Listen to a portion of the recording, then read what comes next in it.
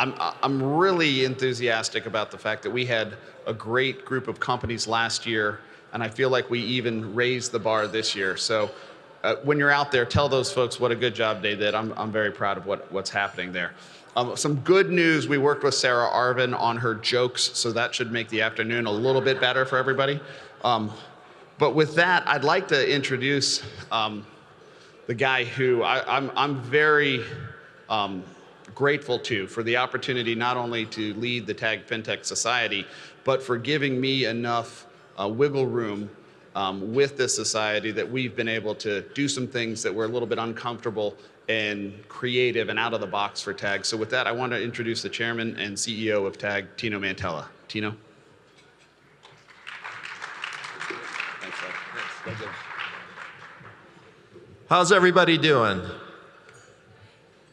Great. Okay. Nobody said it, but I know you're doing great. And so I have the privilege of introducing the speaker that's going to introduce our Lifetime Achievement Award. But before I do that, I just wanted to make a couple brief comments. I've been on the Tag job for now about 11 years.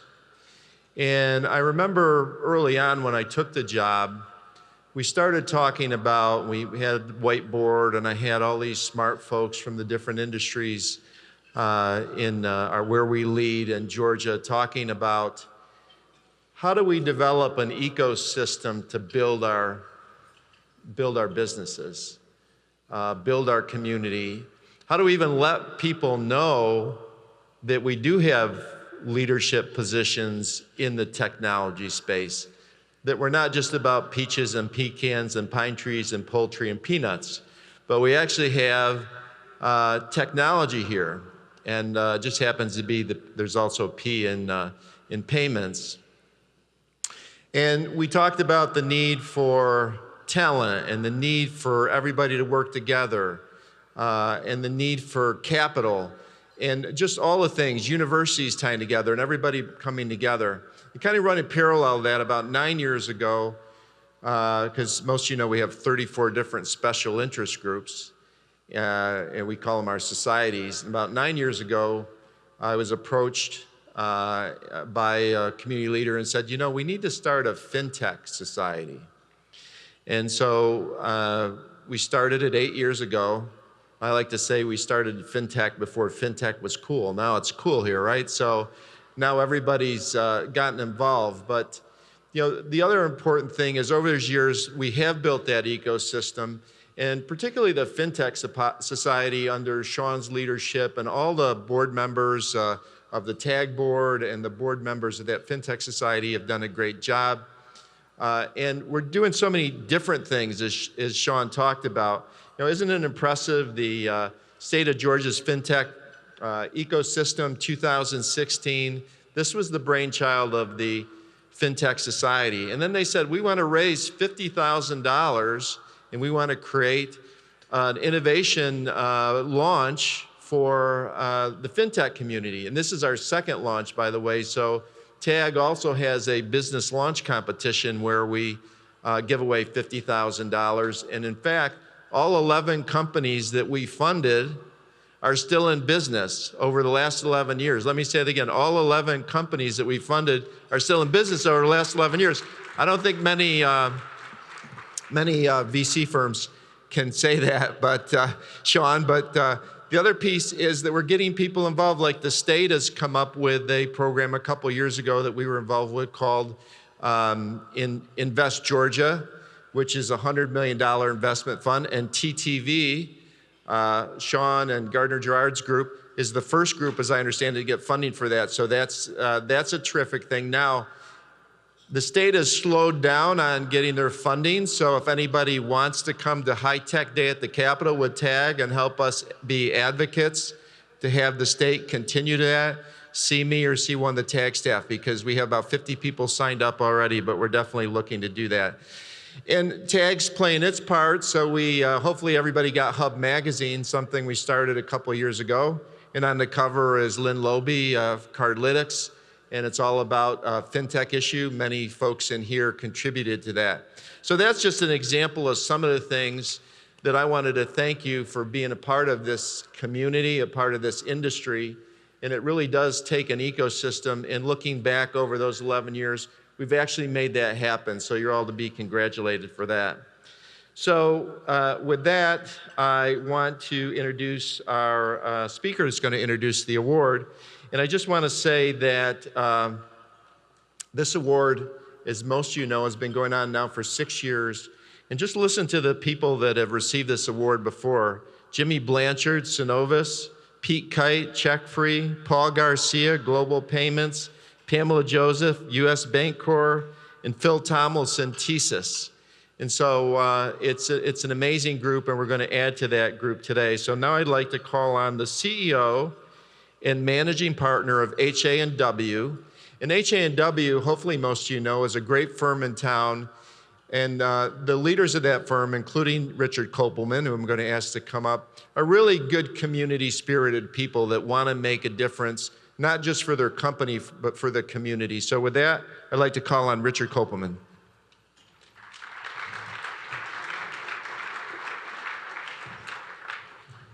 Tino, thank you. And good afternoon, everybody. As Tino said, I have been given the honor to introduce this year's recipient of the FinTech Lifetime Achievement Award and the latest inductee into the TAG FinTech Hall of Fame, Brooks Smith, founder and CEO of InComm. Brooks had a vision and created the prepaid card industry.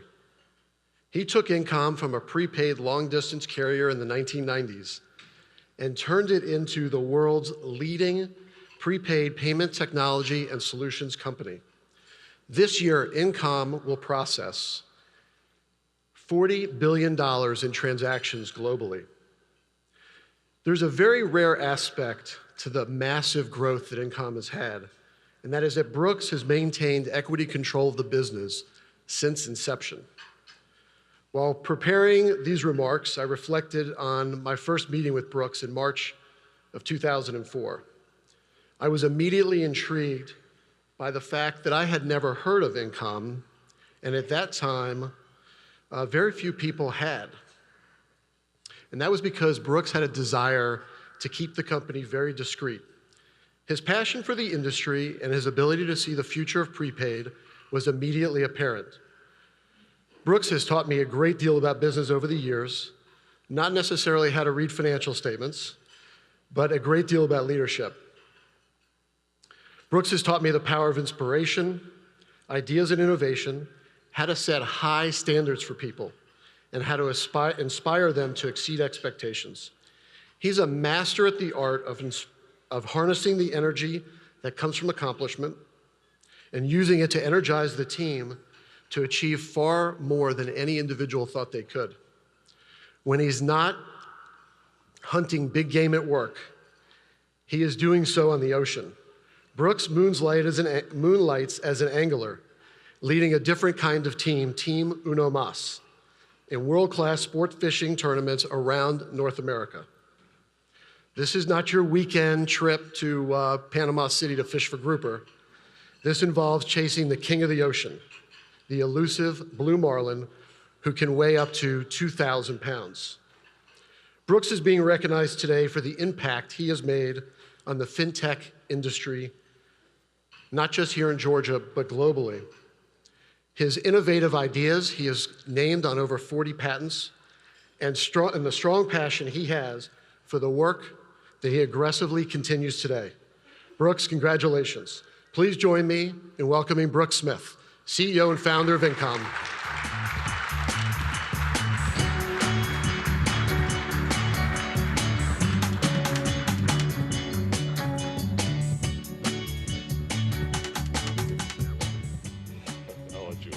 Thank you, Richard, and thanks to all the folks of the FinTech Society and TAG and all the members here.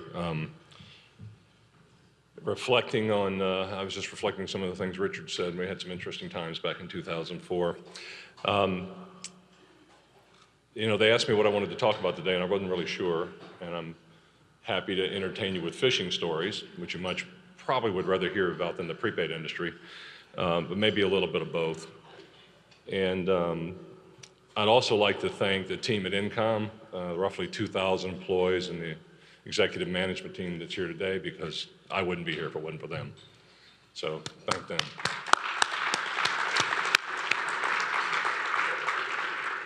InComm was not my first entrepreneurial effort, and everybody asked me a lot of questions about being an entrepreneur. And all I can tell them is it's just really hard, and you got to sacrifice a lot, and not everybody's cut out for it.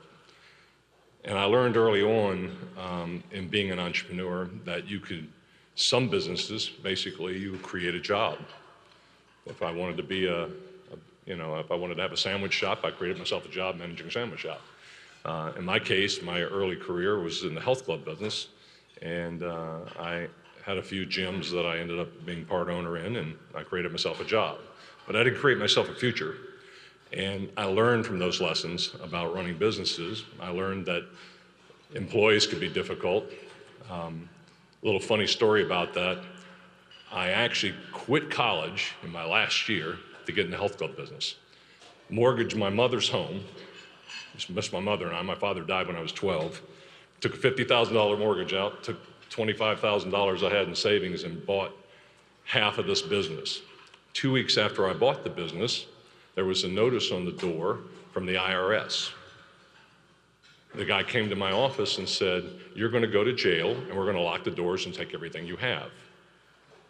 You haven't paid the payroll taxes." I've been an owner for 2 weeks. 23 years old, welcome to the world. Here you are, 22, whatever I was. So I can tell you many stories of hard knocks, but I've seen them all. Years in that business, and I got out of that business, it was basically my partner died at 53 of colon cancer. We had $300,000 worth of life insurance on him. We owed $3 million. We had 10 or 11 health clubs. I looked at his wife and I said, "I'll take the debt, you take the $300,000. I'm gonna sell the health clubs, anything I have left I'll give to you." I ended up $100,000 in debt, gave the bank a second deed of trust on my house, got in my car, drove to Atlanta, Georgia, lived in a gentleman's basement, helped him start a boat dealership. And I lived in that basement for 18 months, and I worked 12 hours a day. And at the end of that time, he told me I owed him the money. He paid me back because we didn't make any money. When I asked to see the books, he said no. I said bye. What else could I say? At that point, I started doing some consulting work. I got offered a lot of jobs in the marine industry, even though I'd only been in it 18 months. I made a lot of friends. I got offered the presidency of super ski boats, head of sales and marketing for Monterey Boats out of Florida. Carver Yachts offered me a position. A lot of companies were trying to hire me, but I'm like, this was a great hobby until I came to Lake Lanier and got in the business, and now I don't want to see a boat right now. Lake Lanier was just a big mud hole anyway. I grew up on the ocean, fishing and with my dad and stuff when he was still alive. After that, I decided to really have a retrospect on being an entrepreneur and try to figure out what I had done wrong in my career and why I wasn't successful at achieving my dreams, which was to be successful, basically, just to have a successful business. And I thought about it, and I thought about all the mistakes I made. When I was in the health club business, I realized it was kind of like being in the bar business. The bigger, prettier one opens up across the street, and you're chopped liver. In my day, it was living well and Holiday. So, wow, we were selling memberships for $50 or $60 a month, and Holiday Health Club opened up in a glorious 2-story building, funded by Las Vegas, I guess, and charged $5 down and $5 a month for memberships. So it doesn't take, a crystal ball to realize what happens to your business when those things happen. And we watched while Brown Ferris Industries and Living Well and Bally got in a fight over that business share, and we just got crushed in the middle. My stint in the boat business, while I said was somewhat entertaining and fun, I met a lot of great people. It had been my passion for my entire life to be around boats in the water, but you couldn't have drugged me back to Lake Lanier, with a couple of tractor trailers at the time, because I really was so frustrated with it. After I started consulting, I started thinking, what were the things I really liked to do other than boating and other things and hobbies I enjoyed, fitness? The next thing I liked to do was tinker with computers. I loved my background from when I was in college and engineering and doing stuff with that. And I started to seek out opportunities that were somewhat in the wheelhouse of something I might enjoy. I also learned from all the people I met at Lake Lanier, by the way, and I'll thank all of them. There were gentlemen like Pat Thomas, which many of you might know from the industry. I got to spend a little bit of time with Pat on his houseboat, delivering his sea-doos, being the marina grunt that had to fix it on Sunday. I was the guy that got yelled at if it didn't work. And Frank Argenbright and Don Weber of Contel, they were all my customers. I got to meet some of Atlanta's greatest people. And I will say they were inspiration for me. It was, how can I be like them? How can I succeed and be different? And I realized that my next business opportunity had to be a real opportunity and not just creating a job. I had to create something bigger than a job. So I had to create a big noise. And I've tried to play back on the mistakes I made. You know, the health club industry, I had to rely a lot on my people. And I rely a lot on people today, but per dollar, per capita, small compared to what I did in the health club business. At the time I had 10, I had 5 losing money, 5 making money, 3 stealing money, 2 selling drugs. You know, it was all over the place. And it was constantly a churn. When I got in the boat business, I realized, wow, you know, we sold $20 million worth of product, we got $6 million with inventory, and we made 500 grand. And of course, I didn't get my share, but is it really worth the liability and the risk? And the first time the economy goes into tank, all those luxury items are the last thing anybody wants to buy, particularly at Lake Lanier. So I said, that's probably not a business I want to be in.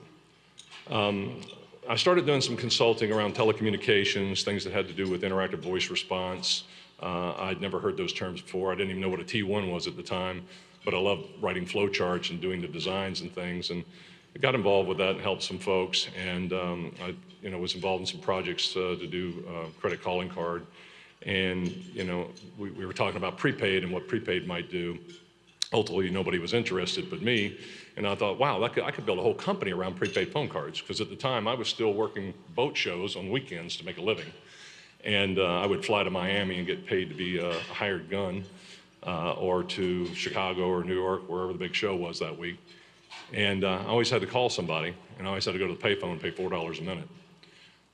And I thought this prepaid calling card idea might be a great idea. And sure enough, I started InComm in 1992 to pursue that idea, thinking I could be a $10 million company one day. That was big at the time. And trust me, from 1992 to 2000, we still weren't a $10 million company. It was a very long, difficult path.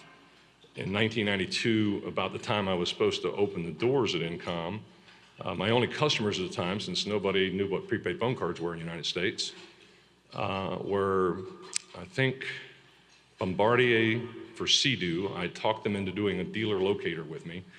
And I believe the Simmons Company, a few others, and a company out of Nashville that was dealing with weather product. And I had gotten contracts with them, and I had lined up a VC here in Atlanta that told me they'd give me $500,000 to start the company. 2 weeks before I had to open the doors and I'm operating on a T1 out of my garage, the VC said they don't have any money. So I had to go to start dialing for dollars, and I ended up with 7 owners in the company, and I only had 28% to get that $500,000 within 2 weeks. After that, I worked as the slave for 2 or 3 years with no paycheck. My benefactor with the $500,000 put $90,000 in and told me that there wasn't enough money. That was after 2 months. There wasn't enough money to run the company, so they wanted out. And I said, you signed a contract. You haven't even given me a chance. So they put in $200,000, and then they stopped making payroll. And after that, whatever payroll was made on my MasterCard, and I went to boat shows to make that money to pay those people. In 1994, I went to work one day, Tuesday morning, I remember. I'm pretty sure it was 94. I lose the year sometimes. And I walked into my office, and there was 2 guys in muscles bulging, pretty tight polo shirts. Capital Protection. Who are you? We're here to fire you. You've been fired. You're out. Clean out your office. What led up to this is the folks that put the money in decided they wanted out, and I was out talking to companies to take them out and take a minority share in the business for the same $500,000. I didn't need any more money. But my partners weren't very savvy or very smart. By the way, they don't own anything today. They got their 500,000 back then. They're pretty sorry today. Those folks decided to cut a deal with one of the folks I was talking to, who told them they didn't need me, just fire me and get rid of me, and they'd take the company and they'd give them $500,000. In fact, they were going to give them stock. It was a public telecom company. And so those folks proceeded with that. Tuesday, I'm fired. I go home. I don't even know what happened to me. Wednesday, I get on the phone with my lawyers, or I had to find a lawyer. And some of the employees were telling me what was going on. And I got a phone call. It said, Brooks, you need to sign over all the intellectual property and the trade names to us, or we're going to sue you. And I'm laughing. I'm going, really? Wow, start suing. Go ahead. What do I got to lose? You just took my life. I don't have anything left, so go ahead and sue me. And so they went away. The next day they came back and they said, we'll give you $75,000 and we'll treat you equally with the stock, fairly. I'm like, so yesterday you weren't going to treat me equally, but today you will. The third day was Monday. That phone call, because I told them to pound sand again. And thank goodness for good customers. One of them was General Electric at the time, was one of my larger customers, and they stood behind me. But most of my customers told them they wouldn't do business with them. Without me, they weren't interested. And on Monday, I got a phone call that said, you can have the business back if you give us $500,000 by Friday.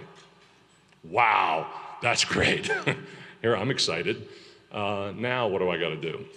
And I'll shorten this story up because it could take forever.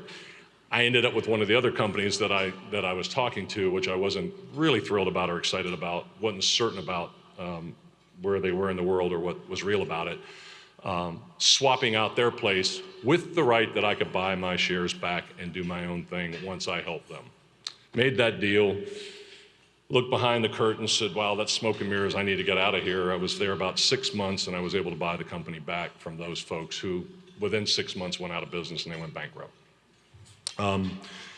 So I've lived through a few hard times.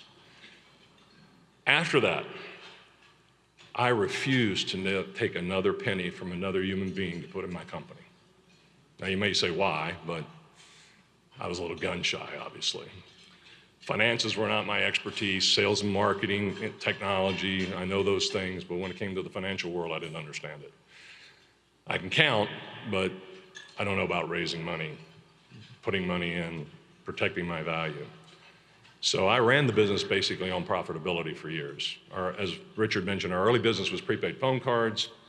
We had to be the inventors and the revolutionaries about point of sale activation technology, which protected those cards and kept the value so merchants would actually sell them.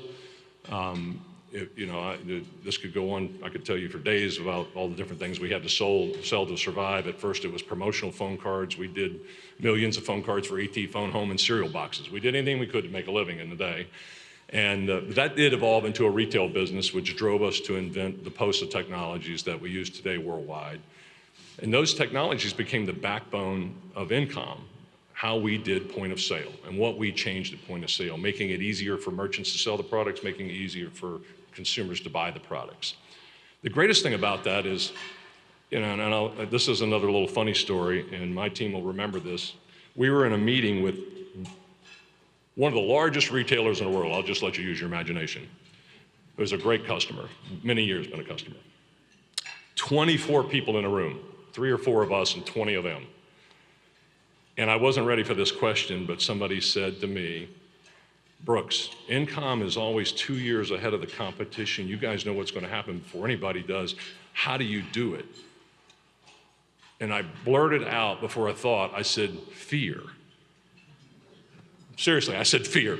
I'm like, I didn't know what else to say. And he says, what do you mean? I said, I'm scared of going out of business every other day if I don't. I mean, it was like, wow, I had to reinvent myself so many times. It's like, what drives me is, we were in the prepaid phone card business. Guess what that is today? It's pretty much non-existent, except maybe some international cards in New York City and Miami, but the reality is cell phones evolved and that business went away. So in the late 90s, we saw the evolution coming and we saw the train coming. It was very close to the end of the tunnel and we were seeing death. And we said, what do we do with all this great technology had? And Phil Graves, who's here as president of InComm now, and I started knocking on the door, Sprint, hey, we got some great technology to sell prepaid. We can put that on your wireless products. And no, we're not interested in prepaid. We hate it. AT&T, no thank you, we're not interested. Hate it. Nobody needs that.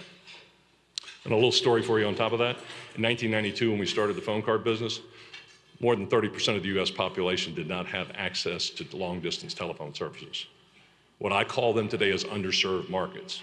When cell phones came out and you held them in your suitcase, you know, you guys, they're as old as I am, remember that. To get one, your credit had to be superior to credit that was required for MasterCard or Visa. In other words, superior than getting an Amex card, you had to have that great a credit, pristine to get a cell phone back in the day. But we had this brilliant idea that we could apply our technology for activating cards to wireless products that could expand the prepaid industry. And fortunately, one of those world's largest retailers had a vision too. And we sat in a room one day with their now CEO. I was in there with him. And I was hearing this terrible story about the horrible hotel he was in the night before because they wouldn't spend more than $50 or something. And we spent 7 hours talking about the wireless industry. And I spent most of my time talking them into being in the prepaid industry and why prepaid was going to change the marketplace in wireless, why it was going to become contractless wireless. And they were attentive listeners. This is in the year 2000. And at the end of that meeting, the now CEO, who was then a VP, said to me, "Brooks, what's your proposal?" And I said, I didn't really prepare a proposal. This is more of an education meeting, but I'm InComm and I'm this small. I'll tell you everything I get. You tell me how much I can keep. And he laughed and he shook my hand and he said, "You got a deal. You go make this happen." So that really accelerated InComm's growth. That was really the cornerstone of us turning from a very small company into a very big company in a very short period of time. Along that same era, Phil Graves and I and the rest of the team sat around thinking at that point, as we reinvented ourselves, what else can we do with our technology? And what I'm going to tell you is there's no secrets, it's not rocket science, and it's not hard to see these things if you think about them. What happened to the CD in music? It got replaced by the internet and iTunes. In the year 1999 and 2000, Phil and I started talking about putting music on cards. When Apple started coming out with their program, we talked to them, they told us we were stupid. Nobody needed cards. Today, Apple iTunes, 1/3 of all they sell in the world are sold on cards or digital. It's a big number. After our first trial with a retailer here in America, and we finally talked Apple into it, and Phil remembers the story, we and the retailer had to talk them into it. They gave us all a 4% margin, and they made us pay for the card production, so we lost $250,000. They sold 1 million cards in December of 2004, I believe it was, Phil. And Steve Jobs got up at Macworld and said, "iTunes card, this is what we did, it's the greatest thing in the world." You know, I look at that and I go, well, you guys didn't do anything, but, you know, not exactly the visionary part there. But my point of that is Apple was no different than AT&T and MCI that didn't believe in phone cards, didn't believe in prepaid. The giant companies overlook the underserved customers and the way people like to do business. People like to buy things in stores, which is why people still buy cards in stores and don't download all their music digitally all the time. Now we have streaming, which is changing the world. But we're always evolving at retail. And you know, my job has been to challenge my team to say, what is that next evolution? Today, InComm is chasing transportation, tolling, transit. We're in healthcare. We have one of the best healthcare networks now with our Medigate program and our enhanced payments platform, which is doing substantiation, adjudication at point of sale for a single SKU level product.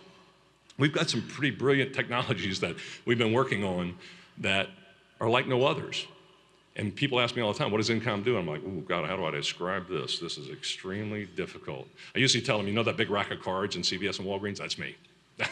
But that's not us. We do so many more things than that.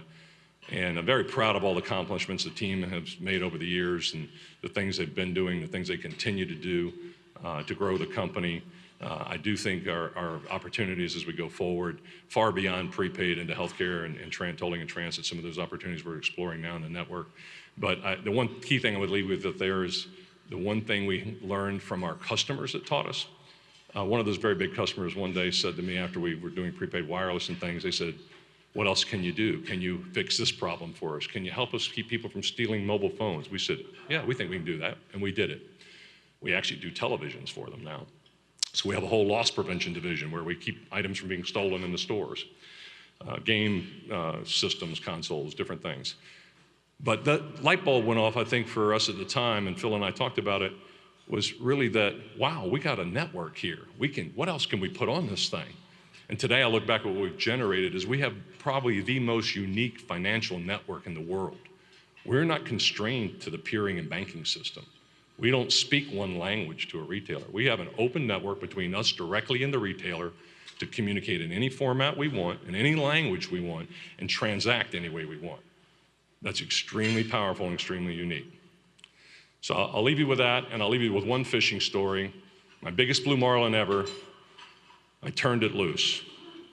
I caught it, I was 45 miles off of Caracas, Venezuela, about 25 miles west of the La Guaira bank there, very famous fishing area. Birds everywhere, thousands of birds. We thought it was tuna. We put one big rod and reel out the back. We had the little dink poles with 20-pound test out, and the mate yells, "Grande Azul!" And we're like looking around, and this 5-foot fin sticking out of the water way back there behind the big lure that was back there, the rod with the bait. And I'm like, oh my God. And I picked up the pole and I held it and the fish ate it, and I went like this 2 or 3 times. Fish did nothing. God, I sat in the fighting chair, we started backing up, I cranked on this thing. Hadn't really seen the fish yet, just this giant fin. Back up, and I actually stood up in the fighting chair and the mate grabbed the 400-pound leader, less than 10 minutes. I looked over the side and I just started screaming and raising my hands like this, oh my God. The fish was 15 or 16 feet long. He was farther across in the back end of my boat. He took off, he made one jump, I would say about the size of a huge minivan, today's minivan, splashed in the water, and the hole was bigger than 6 of these tables put together. We got one nice photograph, kept going, fought him for 2.5 hours, got him back to the boat, and the guys had the gaff out to kill it, and it's like, I'm 4:30 in Venezuela, I'm not in a tournament, and I'm gonna kill this fish, and yeah, it may be a world record, but who's gonna weigh it? Where am I going? And I just couldn't bring myself to do it. You know, it wasn't for money, it wasn't for any other reason. It was like, no, I'm gonna let it go. And we cut the leader, and we put a tag in the fish, and we let it go.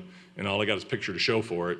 And a couple of the, I think, oldest, bigger time fishermen in Bermuda and some of the guys around the world that have looked at it said it was a tonner, meaning it was weighed 2,000 pounds. It was the biggest fish I'll probably ever see in my life. But, and I'll leave you with that fishing story. Thank you again for the honor and your patience today, listening to all my stuff. Appreciate it.